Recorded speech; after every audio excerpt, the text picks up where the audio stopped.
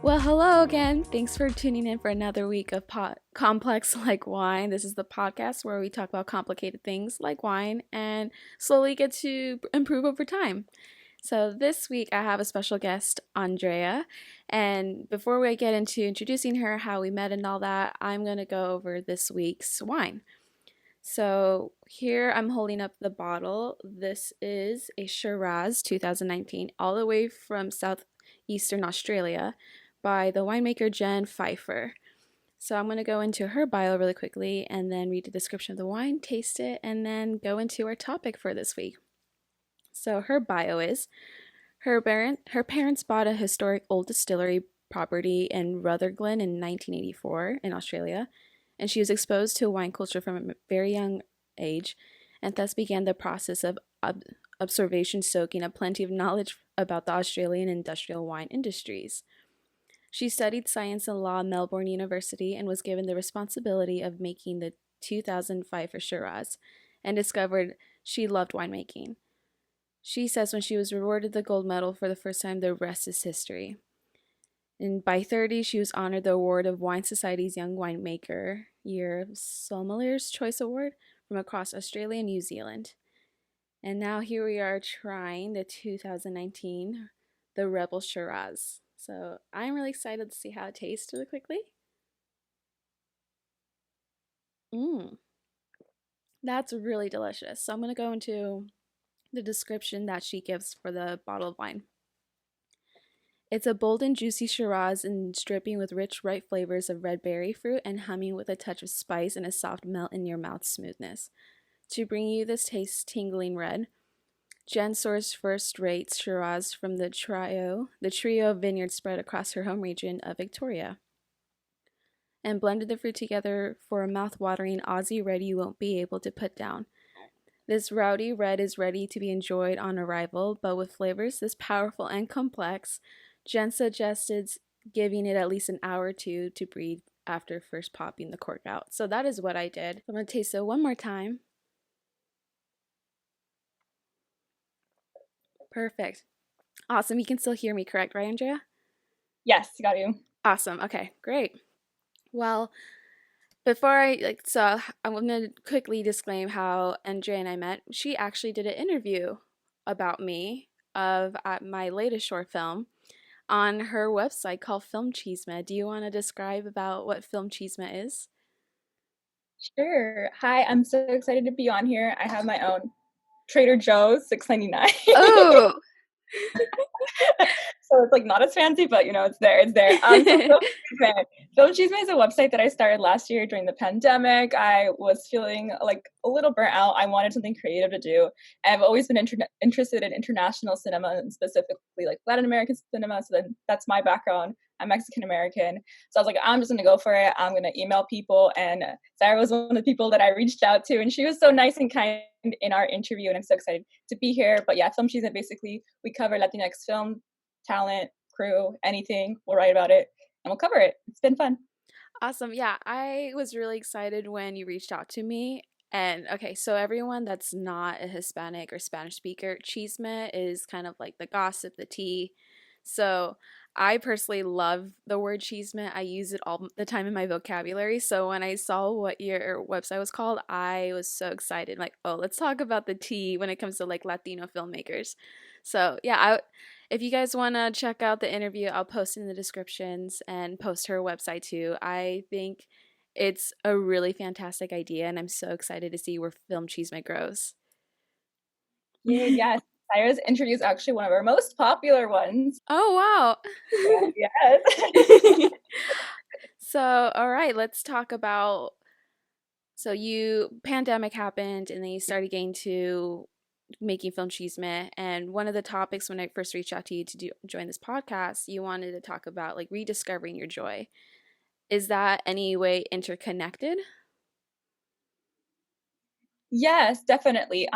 So I think something that a lot of people don't really talk about it, especially like once you graduate school, at least in the US, Mm-hmm. like K through 12 plus university, you kind of have all this like educational burnout, and you don't have any time to really kind of find who you are outside of those boundaries. And so it's been a couple years since I graduated university, but I still was feeling kind of like in that weird kind of stasis where I didn't really know who I was, beyond these things. And I think that's something that's so like, I talk to my friends, I talk to other people, and something that they really kind of connect with and identify as well. So Filmchisme, I was like, I need to find something that I really enjoy and I feel passionate about outside of work, outside of anything else, and just create this really like passion project that's coming out of a really pure place, I think, of myself. And by doing that, kind of finding, I guess, rediscovering joy, finding things that make you happy and make you like look forward to like the next day or next week or whatever. Mm-hmm. So can we dive more into like that journey? So rediscovering joy, when did you realize the importance of that, or how did that journey begin? Yeah, so I graduated university in 2017, so it's been a while. Mm-hmm. But I graduated, and then it was kind of, that moment in Finding Nemo at the end where they're all like in that little plastic bag and they're like kind of like, now what? Like, now what do we do? So I was definitely feeling that because I was like looking for jobs. I was looking for things in my major. So I graduated with a journalism and film media studies majors at university. So I was like constantly looking for jobs, constantly getting rejected from jobs. And it was kind of like so disheartening and so frustrating. And because I was kind of in that mindset, I didn't give myself the time and space to kind of breathe. Like these, like, what is it, 12 plus years of school in general. And I think it's really hard, for a lot of people to kind of like find out who you really are without these boundaries, without these restrictions, without this kind of structure, because I was somebody that enjoyed structure in school. I liked it personally. So it was kind of like, okay, this is something completely new, completely out of my like lived experience now that I'm into the real world. And what does the real world mean? It can mean so many different things. And so it was kind of taking a step back. And it took me a couple years to get to film Filmchisme, but I think movies, I love movies. So watching a lot of movies was kind of the beginning of getting to film Filmchisme, like watching a lot of international cinema, Latin American cinema, watching a lot of panels and that kind of stuff. Those were kind of the beginnings. I interned with the film festival as well, so that kind of helped guide me that way as well. So it wasn't until the pandemic hit where I began working from home, where I was like, I've always thought of this website idea. I've always had it, and I don't know why I haven't actually taken active steps into making it. And I thought, we're in a really weird year. It's like I should just do it and see what happens. And that's kind of how I got there. Mm-hmm. I relate to that where there's something on your mind and for whatever reason you hold yourself back, and then once you start it you realize like, oh, okay, there's like purpose again, and then you get that motivation and that flow going. So what would you say were the most noticeable shifts when it comes to like your mental health, your joy and happiness once you were able to start Film Chisme? Yeah, I guess in the broadest of terms, you just feel like lighter, you feel happier. I think because you just took that first step. The first step is so important because I feel like oftentimes right before or right during that step, you deal with like this really like oncoming wave of like imposter syndrome. Like, oh, I'm not a good enough writer. I'm not a good enough interviewer. Like, why should I even do this? People probably already done it and probably have done it better. So like, why should I, do it? But taking that step definitely like helps kind of alleviate those fears, I think. Especially if somebody that's like self-conscious or has problems like self-esteem, I think just putting yourself out there just lifts your spirit up a little bit. And for Film Chisme, like my day-to-day work, I work in digital marketing in a completely different field. So it's not really connected to film or filmmakers or the creative field in like a lot of different ways. So to be able to talk to people that are really passionate like you about film and are really like have really like structured goals in many ways is so like it's almost like therapy in a way because you get to Mm-hmm. hear back, there's like a back and forth with other people. So I think film Chisme has given me a lot of self-confidence that I didn't have before. It's given me the ability to talk to people that I wouldn't have made connections with otherwise. And it's just given me this I feel like it feels very warm, like almost like I feel protective of it, but I feel like it's also protecting me in the sense Mm-hmm. that it's given me this inner strength that I don't think I necessarily had unlocked before. Mm-hmm. I really relate to that because right now, how I started the podcast or like how it came out to be, I had a dream one day of like me starting a podcast, and like I've always thought about wanting to do a podcast or some type of show, but for imposter syndrome, would love to get more into that in a little bit. But how powerful that is, where it just completely stops you from doing any of your goals, any productive activities, just really traps you into your own head. And so kind of started talking more or thinking more about doing this podcast, and then finally had tangible proof of why I thought this podcast is important. And so like you said, now I'm like reaching out to different people that normally I would never, and the whole building up your confidence, you're having more compassion for yourself, you're accomplishing more things, and you get to look back and see this is all the stuff I've done, and now you only have you only have going up from here. Exactly. I completely agree. Mm-hmm. So, all right, let's talk more about the whole imposter syndrome and your journey with that, your relationship with it. What were some of the most difficult things that you felt in like an imposter too, or what were some of the epiphanies or switches in that mindset for you? I think it's imposter syndrome is like so terrifying. I feel like it, especially in younger people, like it can really get to you when you see like, especially online. There's so many people put their success online immediately, especially on places like LinkedIn. I see like people I graduated school with, and they're on LinkedIn doing amazing things, and that's amazing for them. I'm so happy. But at the same time, you're looking at that and you're like, why haven't I done anything like that at all? So it's kind of like there's like an online component, I think, that's really specific to the present day. I don't think necessarily was I guess there in the past related to imposter syndrome. But I think for me, imposter syndrome has manifested itself in the way that, writing, like I always considered myself a writer. But like you always have that inner voice telling you, this isn't good. Like, why are you even trying? Like, nobody's going to read this and nobody's going to care and it's just going to fail. So there's definitely like that inner voice telling you, you can't. But I think just kind of pushing that aside, and like for me, pros and cons work a lot like lists, because it really helps you like break down like break down like things or ideas or concepts. So for Filmchisme, like my inner voice is like, you're gonna waste money on a website and nobody's click on it and it's just gonna be a waste of money. But then the pros were like, no, like there's still like inner gain, even if nobody reads it, like it doesn't matter, because you're still gonna be meeting people, you're still gonna be talking to people, and you're gonna be developing like people skills, especially during a pandemic, because it started last year and through Zoom and all that kind of stuff. So I think imposter syndrome is so tricky because it's so different to each person, I think. And one of the best ways to kind of deal with it is not like looking at interviews. I think interviews have helped me a lot too, like listening to other people podcasts to talk how they deal with it, and how a lot of people have the same kind of like inner thoughts, and it's not something that's like it's not something that only affects you. Like a lot of people experience it. Mm-hmm. My journey with imposter syndrome, I still struggle with it to this day. Like it took me, well, okay, let's see. With this podcast, I recorded the intro, I recorded another episode, and I started listening to it. And I'm such a perfectionist with my projects. And I think that's a really thin line to walk on, especially when you're a creative person. Because I'm like looking at my stuff and hearing my own voice, seeing myself. I'm like, ooh, I cringe a little bit. Or I'm like, oh, this could have been done better.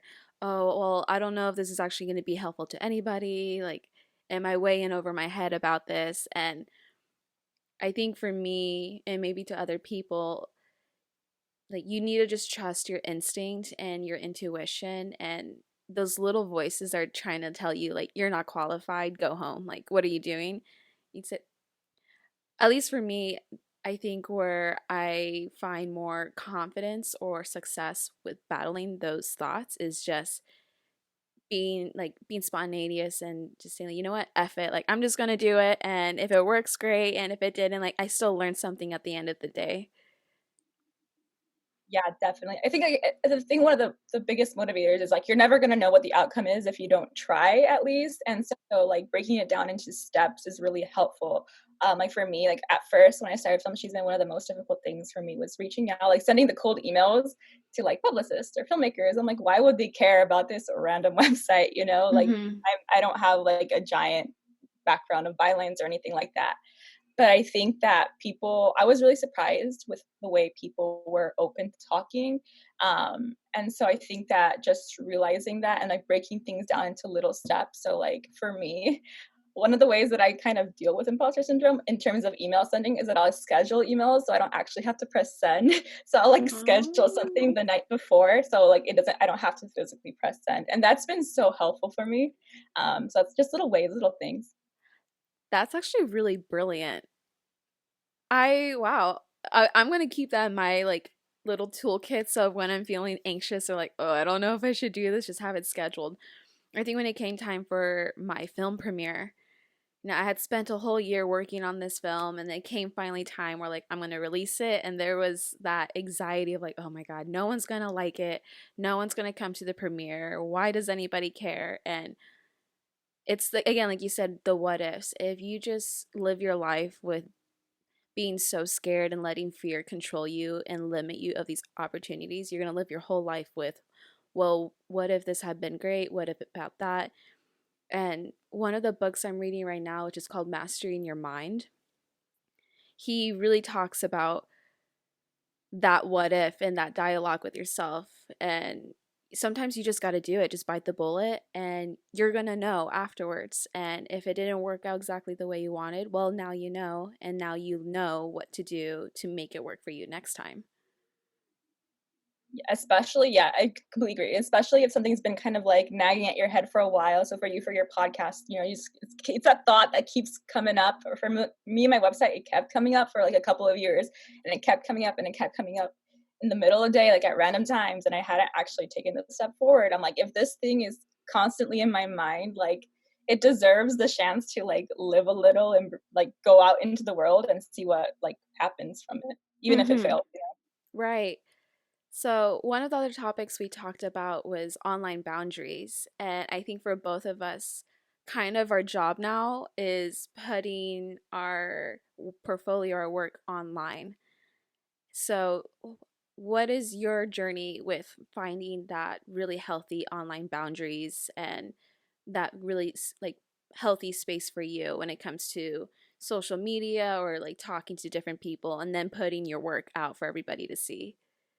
Yes, so definitely. So I started my kind of online life, I guess you could say, post college is I got into like the book community online, like the book Twitter, book YouTube, book things. And so I'm really big on like networking and talking to people like online about books. That was in 2017, and that's how I kind of started putting myself more out online. And I love the book people. I love my book to people, but sometimes it gets to be too much. So you kind of, I guess that was my kind of my first taste of how to set online boundaries in the sense that making sure that your feeds are really like have a lot of variety, I think is really important, because whether it's film, books, or whatever your passion is, like it's really important to not kind of like narrow yourself into that specific I guess, Bubble? community online Mhm. at least, because you kind of there's like an echo chamber kind of going on back and forth. So it's really important to like I think have different kind of lists online. For me, online boundaries means like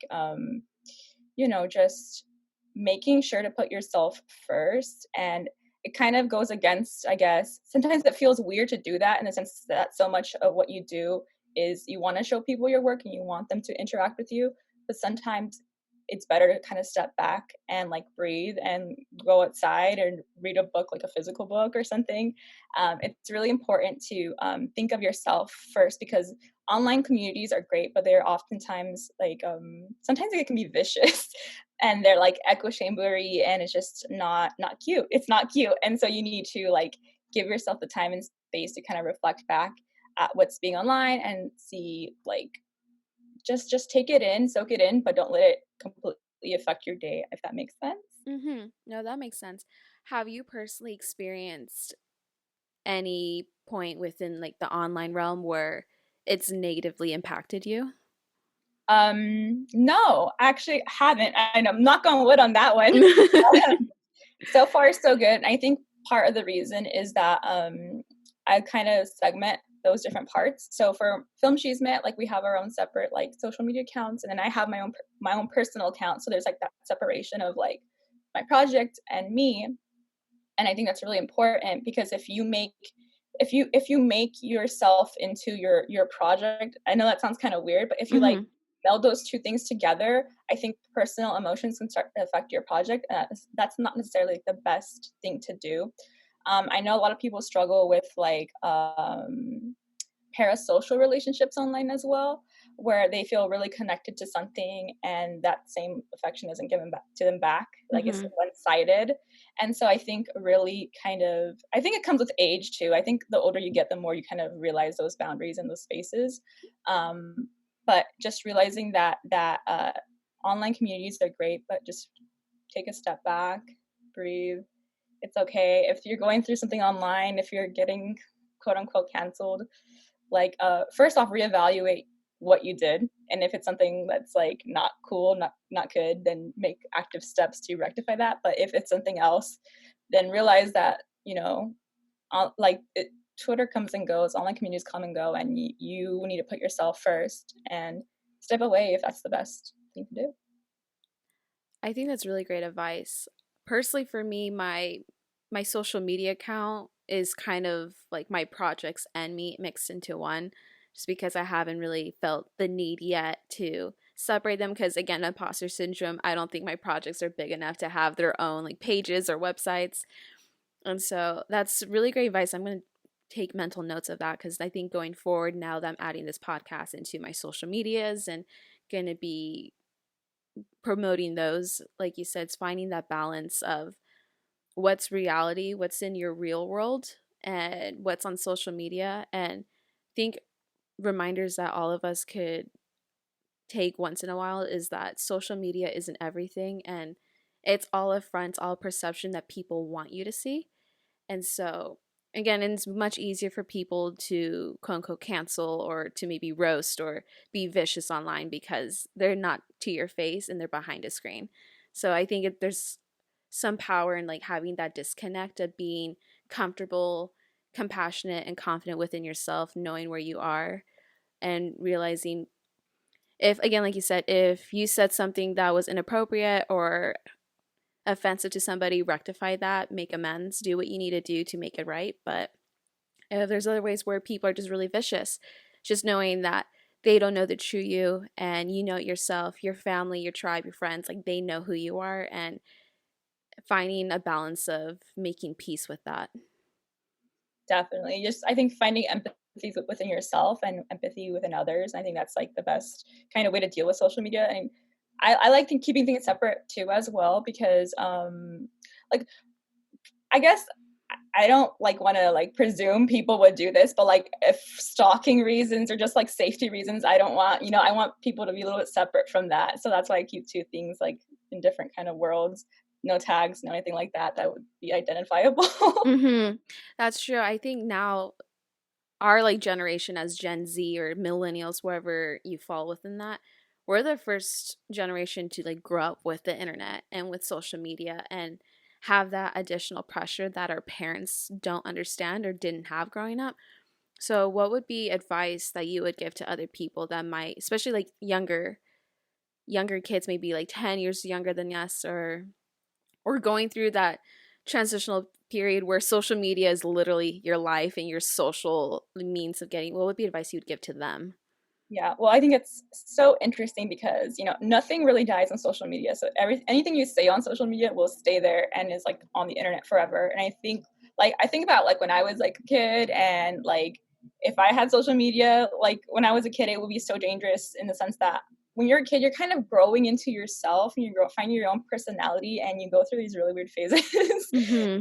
And so if I had like social media at that time, like when I was like 10 or 11, then that would, I guess, really change the perception people have of me now. And so that's why I think when you think of like I don't know, like old tweets being brought up or old Facebook posts, like silly ones. I'm not talking about the serious ones, like silly ones Mm-hmm. about people. And I think of kids today and how that's them, like they're these really young kids, but in 10 years, those posts are still going to be alive somewhere on the internet. And it's kind of like, I guess, think of yourself in 10 years or 5 years, and if that future self would still want that kind of stuff put online, if that makes sense. And it's a little hard because you don't know what type of person you're going to be. But I think just thinking 2 steps ahead and thinking about the future, and kind of trying to really post with that in mind. Um, yeah, I remember I started my Twitter. I was like 14. I was like, it was like 2009, and sometimes I read back those old tweets and I'm like, who was that person?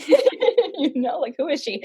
And so sometimes I see these kids on TikTok and on Twitter and on like Instagram, and I'm just like, you guys are gonna be very interested in a few years when you look back at these posts. I I I started my Facebook I think when I was like 10 because everyone in middle school was like, "Oh my God, Facebook, you should do it." And I look sometimes, and I always regret doing it, but I'll look back to what I would post and like the super like raw XD, like the super cringy stuff. That I'm just like, ugh.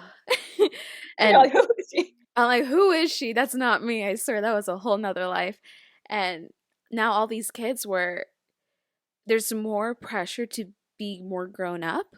And so like the memes you see where like the teens now look like adults. And if you look at like us when we were teens, we look like kids. And it's just crazy. And so I think now it's a very transitional time where there's more social media happening, there's more influence, and now with like cancel culture and just the power that people have on social media, I think it's gonna be really interesting to see how even us and these next like generation of coming young adults, how that's gonna impact personal lives, now online careers, because that's now a new huge way to make a living that before was never even possible.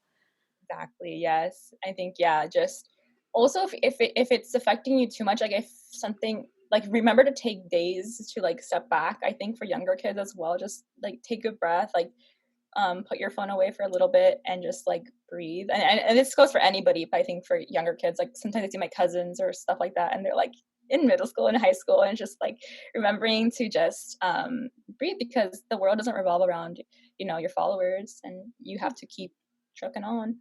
Mm-hmm. I know for me, there's times where I can get really in the habit of just scrolling through my phone whenever I'm bored or like awkwardly not doing anything. And so I know that ends up having an effect on my mental health and my productivity and just where I am. And so now recently I'm just making more effort to read more, to maybe like mix music, go outside, do walks. Are there any things that for you specifically are like healthy parts of your routine or like that allow you to breathe? Yeah, so I have that problem as well, where I'll go to I'll lay in my bed and I'll just open up TikTok, and before I know it, it's like 4 a.m. So it's kind of like that thing where you have to find that balance. But for me, what I've done recently is I put like the do not disturb notification on my phone. So it's like from like 10 to like 5 a.m. And I'm a what's called late owl, late night owl. I Night don't like owl? sleeping early. Yeah, that's the Mhm. word. Um, and so instead of being on TikTok till 4 a.m., I'll like read. I like to read, so I'll read a book, and that really helps you. Like, I think like a physical book, the power of a physical book is so like important in the sense that it really helps you like disconnect from everything else. Like if you're a reader, if not, like, again, I like movies, I like TV shows. Like if you watch something, it'll keep you really engaged. You won't even look like I won't even look at my phone for that time. And even though you're kind of engaging you're engaging in a different kind of media, but it's not one where you're constantly being reminded of like things that affect your self-esteem in sense of like looks or body or anything like that. And I think it's a really nice breather. Yeah, breather. Or just like if it's during the day, I like going into my backyard. If you have open space, just sit there and like listen to the birds or something. It's really nice to just sit and like listen to music. I don't know. Mhm. Oh no, it's just so calming and relaxing when you're outside, like the sun's hitting you, there's green everywhere and you can hear the birds. It just puts you in a whole different environment. Now, for books, I know you love books because all your posts, especially when it comes to the whole book side of social media, I'm always seeing really good books. Now, what type of books are you more interested in? Are you more into self-help, more fiction, nonfiction? I really like adult fiction. I'm not entirely into self-help. I haven't found a self-help book that really connects with me. I think it's really particular and specific. Like you have to find a book that really speaks to you, and I haven't found that book yet. Um, but I really like adult fiction. I love memoirs. I think memoirs are so cool, especially from like creative people, because you can see like their journey from like when they were kids all the way to where they are now, and the ups and downs, and how much that is a roller coaster.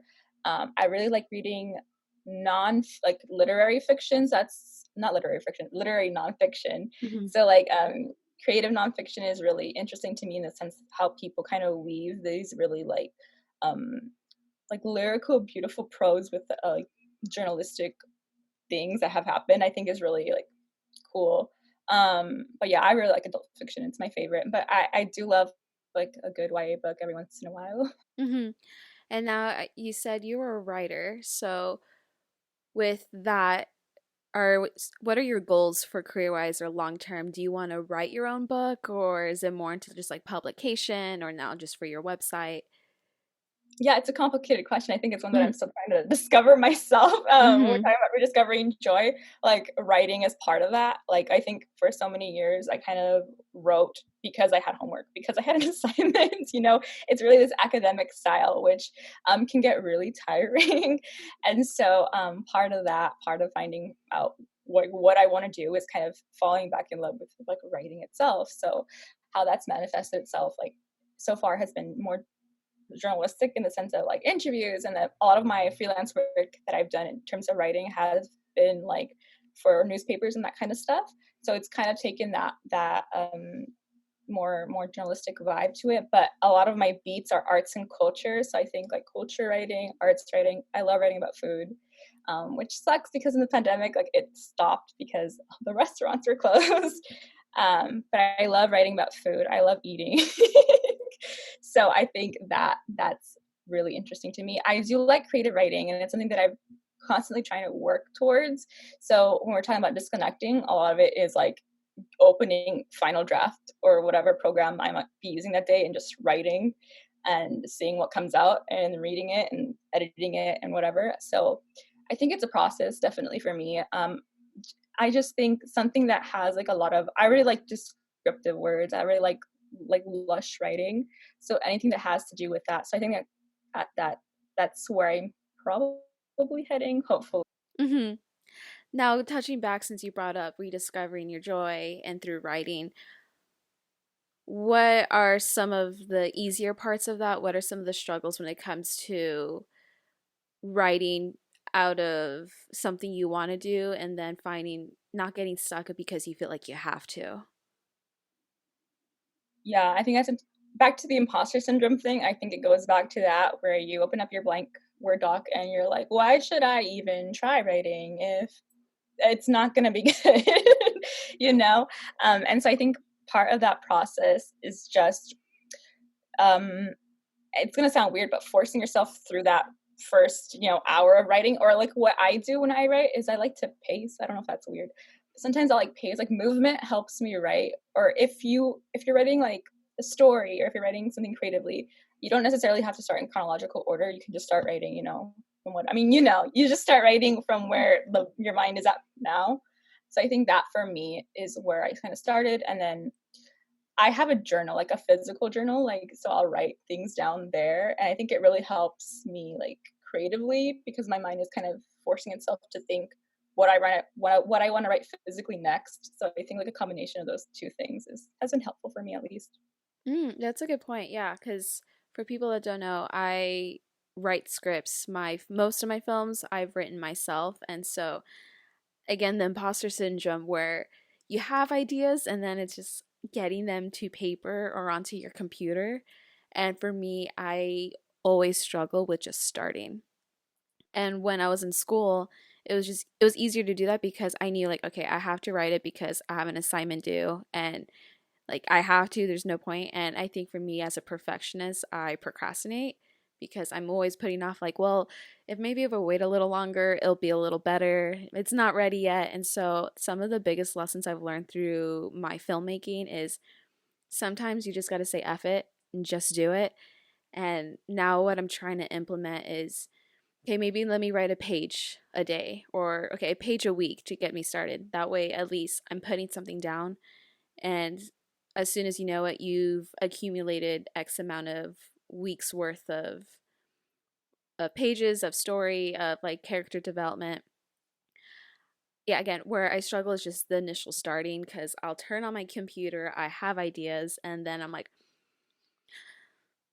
no, I'm like, I'm just gonna close it because I'm not ready. Like it's not there yet. Like you can't force the process. And I think as a creator, at least for me, it's really hard because when you're at a, let's say, conventional work, you have a 9 to 5, like you know what you're supposed to do and you turn it in and then you get to go home. As a creator, at least for me, it's hard because it's really up to you to work and get started. And if your mental health isn't at par or is struggling, I know for me, it 100% affects my work because I'm just not in the place to think, I'm not in a place to be creative, and I have no motivation.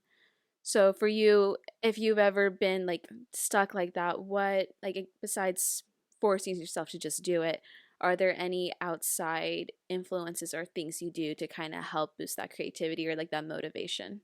Yes, definitely. I'll tell my friends like, "Oh, I'm gonna write this," and like remind me in a week, and they'll like check in like, "Oh, have you written it? Like, can I read it? Can like I just want to check in." So I think having like people in your life that know you and like aren't gonna be like on you like every single like 15 minutes, but like we'll check in with you and be like, "Oh, how's the script, or how's the writing, or how like what's changed since last time that we talked?" I think that's so helpful because it gives you like that constant reminder, like, "Oh yeah, like um people are watching out for me," and they're like, again with that imposter syndrome, like you kind of box yourself into like this isolation, like that, no, this is the only thing that's possible because my mind's telling me no. But if there's other people around your life that are influences that can like kind of keep you on track, that's really helpful as well, especially if they're other writers, I think, because they know the struggle, so that's something that's really helped me. And like just if something's not like just not coming, it's not working, then you just have to, maybe that's just not what you're supposed to be writing. You kind of have to reevaluate why you're writing something and why you should be the person writing it. And if you don't have like a good enough answer, then maybe you should take a step back and find other ways to tell similar themes that aren't necessarily in the way that you're trying to like trying to force it in, if that makes sense. Mm-hmm. But besides that, like I love typewriters and I always wanted one. So I bought a Ooh. typewriter and it was like really cheap. It was like $10. But I'll like write a little bit on there. I won't write the entire thing on the typewriter, but I think the typewriter kind of like helps hype me up. That's really exciting to have a typewriter, especially if you're into the whole vintage things. Like just, and I think also with a typewriter, sorry to cut you off, but it's kind of permanent because you can't erase it. It's just on there. So there's a like a sense of commitment that you have to put in. Yes, and I just love the sound of the typewriter. Like I have a laptop. I don't have like a desktop and like I don't have a physical desktop. So I like bought like a cute little typewriter that makes really loud sounds. I like really love the sound of a typewriter. So I think that like just little things that can help motivate you are really important too. Like if you're a person that likes writing at night, write at night. If you like writing in early morning, write then.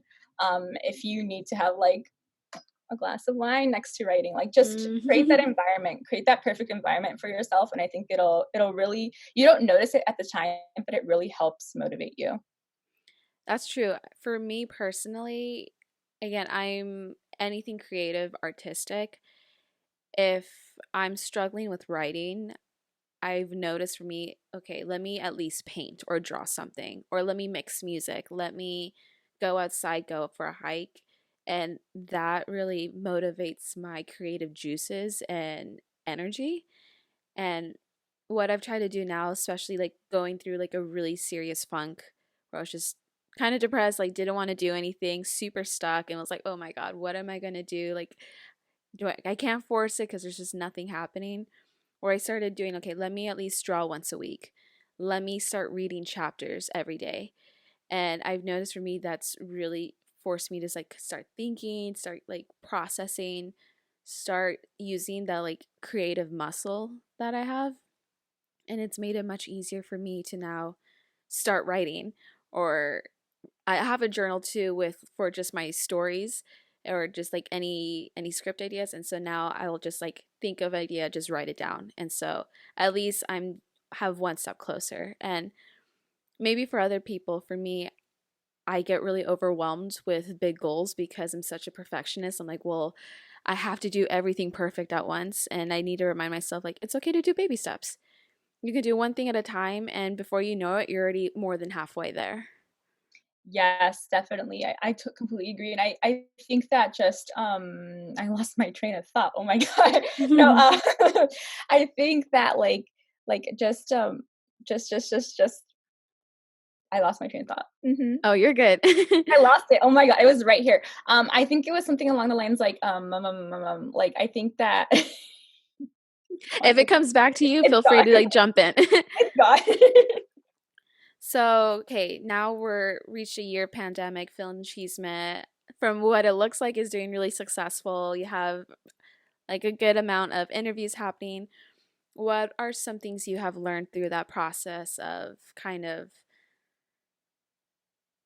conquering that imposter syndrome and going through your workflow? What are things that now you know, like, okay, maybe that didn't work, but I know what to do, and what are things that you're going to like keep with you working towards your goals? Yes, I just remembered what I was going to say. Okay, all right, let's do that first. I'll answer that first, and then I'll get to the thing. So I Okay. was going to say that for Film She's Meant, a lot of it is transcribing interviews, and sometimes that could be like it's really time consuming, and it's really hard to like actually sometimes start it. And so something that's been really helpful for me is like doing playlists like on Spotify and that kind of stuff, or just listening to like different music. I don't know why it kind of motivates me to actually get into like that groove of transcribing things, and that's been really helpful, which I think is kind of strange since transcribing isn't necessarily like straight up like creative writing, but I think there you do have to like really have a clear mind to do it, because it's a lot of like pausing and playing. But yeah, that's what I was going to say with that last point. But this new point, film she's made, yes, so I'm really happy where we are because we've gotten a lot of film festival access, which I didn't think we would have had at this point, just because it's such like a baby site and it's new. It's like so niche. So it's with that comes a lot of dealing with like publicists and people that obviously have like higher powers Mhm. than me, and so I feel it can be really intimidating. Going back to imposter syndrome, emailing these people and asking for interviews from talent that seems real, like feel very important, or feel really like bigger than like my site, right? And so it's kind of like, well, why should I ask for this interview when I don't have like anything, right? Like I don't have like 10,000 followers anywhere. um and so that's part of that, I think, is just there's that saying, fake it till you make it. Just believe in your site. So be like, yeah, I do this and I have value, and you can take it or leave it, but I'm never going to know if I don't send the actual email. So part of that is just introducing yourself as professionally as you can and just going for it. I think that's something that's been really helpful for me with the site in terms of like getting interviews and stuff, and making sure to follow up and be persistent. I think that's something that I definitely struggled at the beginning. Sometimes when you get quote unquote ghosted Mhm. from people, like you kind of get like disheartened, and you're like, oh, like this is obviously a no, because they didn't reply back or they didn't think I was cool enough to get a response back. But I think something that I learned like through Sundance and South by Southwest is that a lot of times these people, like, they're just busy. They have so many requests, and sometimes things slip through the cracks of the pavement or whatever. Um, and following up does wonders, and they'll pay attention to you and they will give you that interview, and it's all good. So yeah, that's something that's been helpful for me. Just just keep trying. And it sounds so like I don't want to say, the thing is that I think with passion projects at times, um it can feel like hustle culture, and I think I really want to step away from that. Like, I don't want it to feel like a quote unquote like a drag or anything like Mhm. that. I want it to feel like as organic and as passionate as I can. And so um if somebody, like, a lot of times I'll get publicists email me and asking me to interview people that don't necessarily fall under like my Filmchisme umbrella, which I want to send to international and Latinx films, and I'll get these filmmakers that are really cool, they're great, but they don't fall under that. And I think that you kind of deal with that. Well, should I do this interview because they're like really like esteemed, but they're not like what Filmchisme is about, or do I just not take it? And it's kind of just being like, no, Filmchisme is my project, and I want it for this specific reason, and it's not gonna like change just because this really like amazing person wants to come in and do things. So it's kind of finding that balance and sense of like knowing what kind of goals you want for your project, I think is really important. And if it grows out of that, then that's awesome. But making sure to, I guess, modify things as they happen, if that makes sense. I'm rambling. No, you're good. Are you like being authentic to what your goals are, what your message is, authentic to yourself, and just because someone has the clout, not losing track of what is important to you and what you're trying to convey to your audience? Exactly. You said it Mhm. much more better than I did. But yeah, I think that's one of the biggest things as we're like as we're growing. Mhm. We're making connections with people, and they want to offer interviews with, again, amazing people, but they're not what some chisme is about. And I think that to do that would lose that authenticity. Genuinity, yep. Yeah, that I started this project with. And like, again, it was a passion project. It is a passion project. And to do that, it would turn into kind of like, I mentioned like the hustle, like it feel like a hustle, like a quote unquote girl boss moment, that's not what I Mhm. want. I don't want that. I want it to stay within what it started with. And so I think just keeping checks and balances on yourself is really important. Um, and just keeping that in mind, and yeah. I 100% agree with that. I think it's really easy again to get like sidetracked because people want to start putting opinions on what you should do. And at the end of the day, it's your project. This is your life. This is your career. And you know what's best for you more than anybody. And yeah, it's good to like keep an open mind and people have suggestions like, oh, okay, like you keep it in mind and if it makes sense, if it makes sense. But at the end of the day, like you have to be authentic to yourself because if you lose track just because you want the clout or because people think this is better for you and you realize you really don't like the direction you're headed, you're only cheating yourself at the end of the day. Yes, definitely. And I think just when you're having those doubts, just going back, like talking to people, I mean, talking to your friends can do wonders. So just talk it out with somebody that you know and trust, and they'll give you great advice, hopefully. Probably. Mhm. But I think just talking with people about it is really beneficial as well.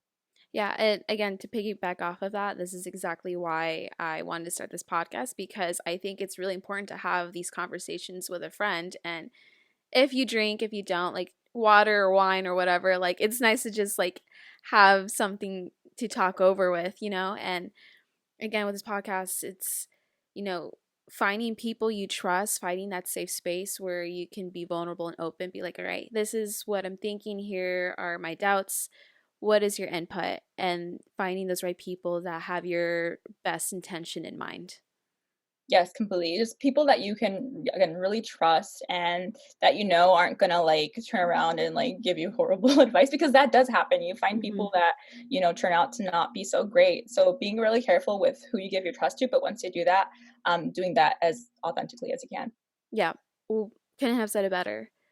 Is there anything else you want to share with the audience or listeners? Anything else you want to, if there's any plugins for yourself that you want to add in?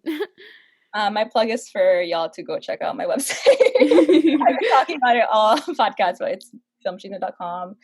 We're gonna be covering Hot Docs pretty soon, and that is a documentary film festival based in Canada. There's a lot of really great lineup coming up, and we're super excited to cover that. We're right on the verge of getting this very cool sponsor that I'm so excited to share with everybody. So keep an eye out for that because it's gonna be really cool. And then if you want to follow what I read, my Instagram is Page Cactus. Mhm. I'll have her links and everything in the description, whatever platform you're listening on. And to piggyback off on now film festivals, you guys were able to do press with Sundance? Yes, we did press with Sundance and South by Mhm. Southwest at Santa Barbara International Film Festival. And I'm thinking of applying to Cannes, but I don't know. Again, imposter syndrome. I don't know. Girl, do it. When I saw that you were doing stuff for Sundance, I excuse my language, I lost my shit. I was like, how exciting. It was so exciting. Like, I was kind of sad because it was virtual, but in a way it was good because you have to pay for lodging and travel and all that kind of stuff, you know? Mm-hmm. And, that can get expensive, especially for a website that's like in its first year and like I'm not rich, you Mm-hmm. know? So there was pros and cons, but I was so excited and it was such a fun time. I have a projector, so I put my projector, just played movies all day. That's Um, awesome. and same thing with South by Southwest. And yeah, hopefully can. I'm applying. I don't know what's gonna come out of it because you have to pay like £20 to apply for a press pass there, Mm. which is interesting. But Mm-hmm. I I feel like I should, but I don't know if I should. But again, that's the imposter syndrome, so I probably Mm-hmm. should. This is a sign. Well, I just want to say I'm so excited for everything that you're doing. And again, my first impression of you was just how like you know your shit and very professional, and just I can tell you're super passionate of what you want to do. So I just know that you're headed to a really great direction. Thank you so much. You're so kind. And same with you. You know, I think your film was great, and I really loved it. I'm so happy to see every time you post that it's getting like awards and recognition. I'm like, yes, go for it. I'm so excited to see what else you make. No, yeah, again, thank you for allowing me to be part of your website. I'm going to plug in myself a little bit right here. I just got asked to do another interview about my film, so I'm really excited to be doing that this week and be posting more about that on my social media very soon. But again, we're both very kick-ass Latinas that have a lot going for us. I'm just going to say it. And again, thank you so much for taking time to do this podcast with me. I definitely have learned a lot, and I'm sure the listeners have a lot of takeaways from the things you have shared with me today. Thank you. It was so much fun, and thank you again for inviting me. It was a nice surprise, and I loved it. Oh, of course. Yeah, hopefully we can do more of these. Yes, yes, that'd be fun. I'm excited Okay. to listen it back. Yes. Okay, well, thanks guys for tuning in to another episode of Complex Like Wine. Again, this is Andrea. I'm going to put all her websites, her accounts, everything in the description, whatever platform you're on. And we'll see you guys next week. Cheers, Andrea. Cheers. All right, thanks guys.